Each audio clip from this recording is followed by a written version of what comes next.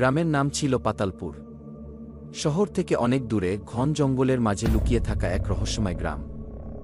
সন্ধ্যা নামার সঙ্গে সঙ্গে এখানকার মানুষ ঘরে ঢুকে দরজা জানালা বন্ধ করে ফেলে। রুমা নামের একটি মেয়ে কিছুদিন আগে শহর থেকে পাতালপুরে এসেছিল তার দাদুর সাথে দেখা করতে। সে শহরের শিক্ষিত মেয়ে, ভূতে বিশ্বাস করে না।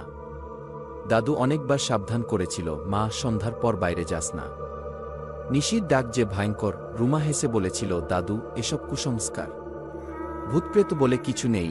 একদিন সন্ধ্যার কিছু পর রুমা বারান্দায় বসে চা খাচ্ছিল। হঠাৎ দূর থেকে একটা কণ্ঠ ভেসে এলো, রুমা। রুমা মেয়েটি চমকে উঠল। গলা যেন তার মায়ের মতো, কিন্তু মা তো শহরে। সে বারান্দা থেকে উঠে এসে গেটের কাছে গেল। গলার শব্দ আবার এইবার আরেকটু কাছ থেকে, রুমা, আমি তোমার মা, এসো আমার কাছে। রুমার গা শিরশির করে উঠল। তার পা যেন নিজে থেকেই নড়তে শুরু করল। এক ধরনের ঘোরে হাঁটতে লাগল সে গ্রামের বাইরে জঙ্গলের দিকে। বাতাস থেমে গেছে, চারদিক নিস্তব্ধ। জঙ্গলের ভেতর হঠাৎ সে দেখতে পেল এক নারী দাঁড়িয়ে আছে, সাদা শাড়ি পরে।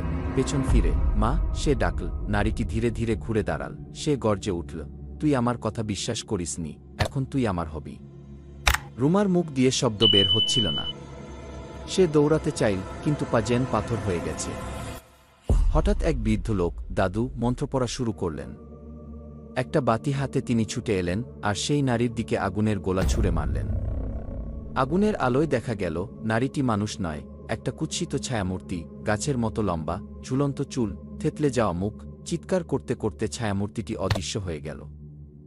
রুমা তখন মাটিতে লুটিয়ে পড়েছে। দাদু তাকে কাঁধে তুলে নিয়ে ঘরে ফিরলেন। তারপর থেকে রুমা আর কোনোদিন সন্ধ্যার পর বাইরে বের হয় না।